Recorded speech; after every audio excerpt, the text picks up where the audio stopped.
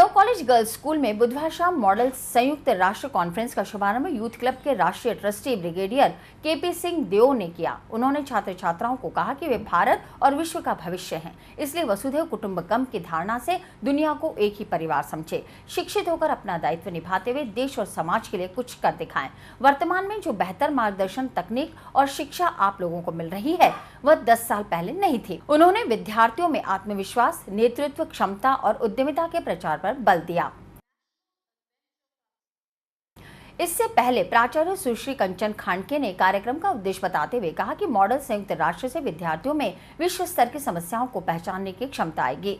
विद्यार्थियों को विश्व स्तर के मुद्दों पर बोलने, जागरूक रहने और अपनी प्रतिभा को निखारने का मौका मिलेगा। इस अवसर पर उन्होंने 6 समितियां बनाकर उन्हें कार्य सौंपा और मॉडल संयुक्त राष्ट्र की कार्रवाई की औपचारिक शुरुआत की। इस कॉन्फ्रेंस में देश के अलग अलग 18 स्कूल से आए 180 बच्चे समितियों के माध्यम से विश्व स्तर की समस्याओं को उठाकर उनका समाधान करेंगे।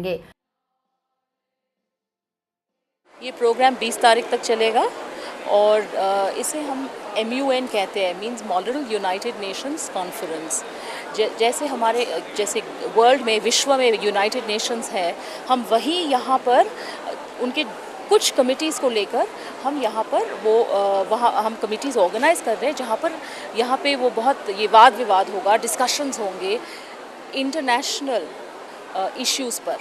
तो वही ऐसे 6 कमिटीज़ हमने चुना है इस साल के लिए। पिछले साल भी हमने किया था, उस साल भी हमने 6 ही लिए थे, 5 लिए थे, इस साल 6 कमिटीज़ है।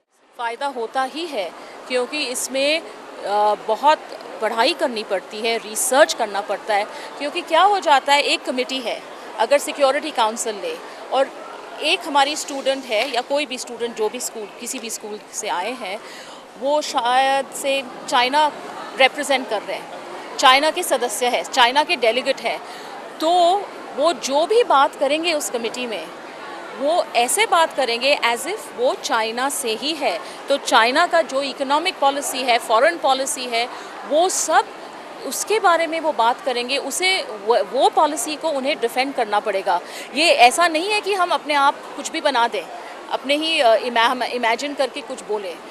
तो हमें ऐसा अपने आप को पेश करना है कि हम चाइना से हैं, चाइना का जो भी गवर्नमेंट है वो जो भी कर रहा है, हम यहाँ है वो पॉलिसी डिफेंड करने के लिए। तो जब वाद विवाद शुरू हो जाता है और अगर किसी दूसरे सदस्य ने चाइना को कुछ पूछा तो उत्तर हमारा स्टूडेंट जो है वो कहाँ कैसे देगी, ये इस नज़रिए से कि चाइना कैसे उत्तर देगा। तो ये एक बड़ा चैलेंज है और ऐसी सोच एकदम शार्प रहना पड़ता है और पढ़ाई करनी पड़ती है।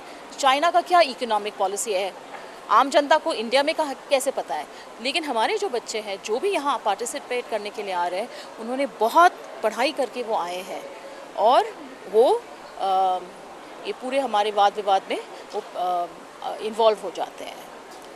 तो डेवलपमेंट में, पर्सनैलिटी के डेवलपमेंट में ये तो बहुत ही महत्वपूर्ण है।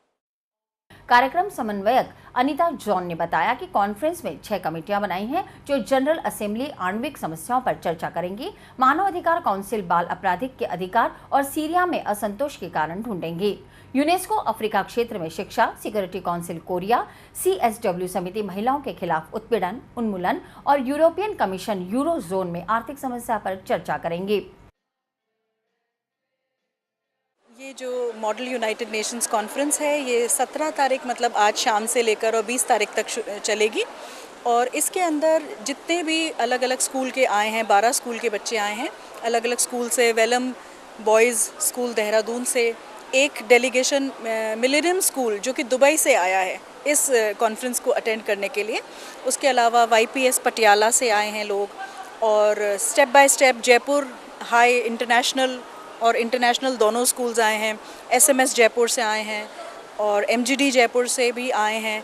इसके अलावा भी मतलब सब तरफ से जो स्कूल्स, SKV ग्वालियर से भी आए हैं, ये जितने भी स्कूल से बच्चे आए हैं ये यहाँ पर अगले 3 दिन तक अपने एक पर्टिकुलर नेशन को जो उनको दिया गया है, एक पर्टिकुलर राष्ट्र जो उनको पहले से ही दिया गया है 15 दिन पहले, उसके ऊपर पूरी स्टडी करके आए हैं और उस देश के जो विचार हैं उस प्रॉब्लम को लेकर उसको स्टडी करके आए हैं।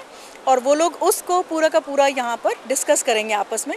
तो सबसे इम्पॉर्टेंट जो सबसे महत्वपूर्ण जो बात है इस चीज़ के बारे में वो ये है कि ये बच्चे बिल्कुल जैसे कि एक देश का राष्ट्रपति होता है, एक देश का प्रधानमंत्री होता है, उस तरीके से उस कमेटी के अंदर बिल्कुल उसी तरह से व्यवहार करते हैं। और एक पर्टिकुलर तरीका होता है जिसमें वो बोल पाते हैं और जिसमें वो नहीं बोल पाते हैं, तो उसी तरीके से उन्हें उठना होता है, हर चीज़ बात करनी होती है। तो एक डिसिप्लिन को सीख रहे हैं, पर्सनालिटी डेवलपमेंट हो रहा है, उनका कैरेक्टर बिल्डिंग हो रहा है, क्योंकि हम उनको दुनिया के अंदर क्या चल रहा है उससे सेंसिटिवाइज कर रहे हैं। उनको हम बता रहे हैं कि दुनिया के अंदर क्या क्या प्रॉब्लम्स हैं, और आने वाले समय के अंदर ये जो भावी पीढ़ी है इन्हीं के ऊपर सारा बोझ है।